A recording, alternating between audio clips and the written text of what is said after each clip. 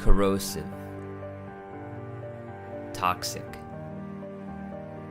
ignitable. This is the kind of stuff you can find lurking in your garage. In fact, this stash is from mine.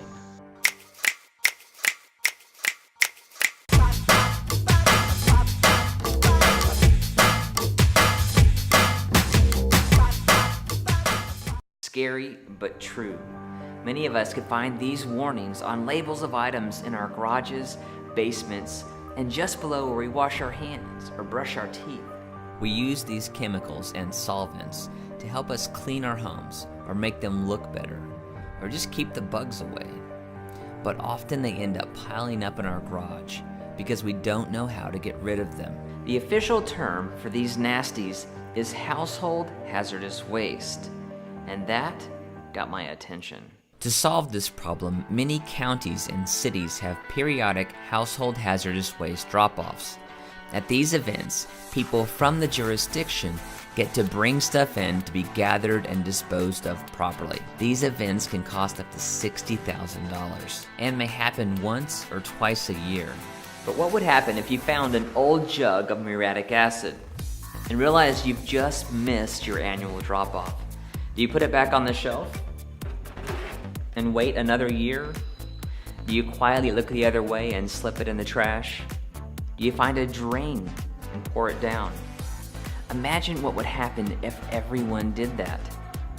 Bad news. And here to tell us why is Peggy Whitlow Radcliffe of Live Thrive Atlanta.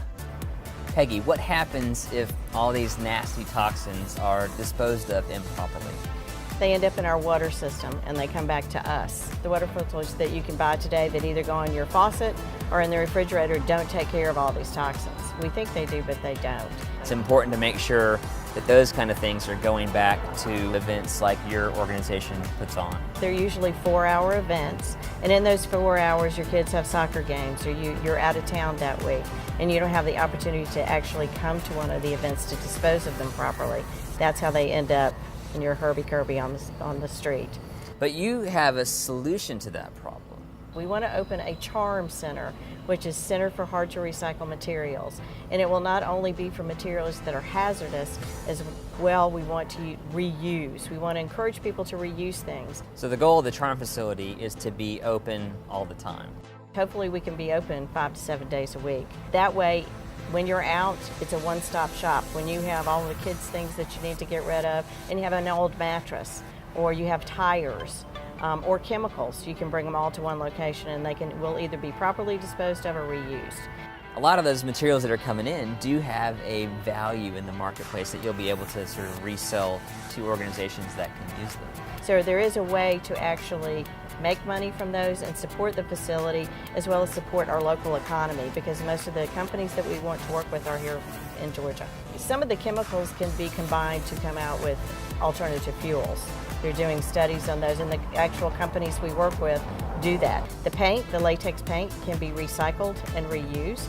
So there's a lot of things we can do other than putting them on the curb or dumping them. What stands in the way of this facility? Funding. To open our doors, we need $150,000. We have 5.9 million people in the city of Atlanta, and 0.01% of those people came and donated $100. Our doors could open and they would have a full-time facility to bring whatever they need. I think that the partnership between the city and the other nonprofits in Atlanta, we will be able to make a difference. If you find household hazardous wastes in your home, make sure you dispose of them properly. And if you live in Atlanta, look for the CHaRM facility to be opening soon. And in fact, you can donate to make sure it becomes a reality. Living the charmed life, that's just another easy way to be green. As always, our challenge to you, put your green on, one leg at a time.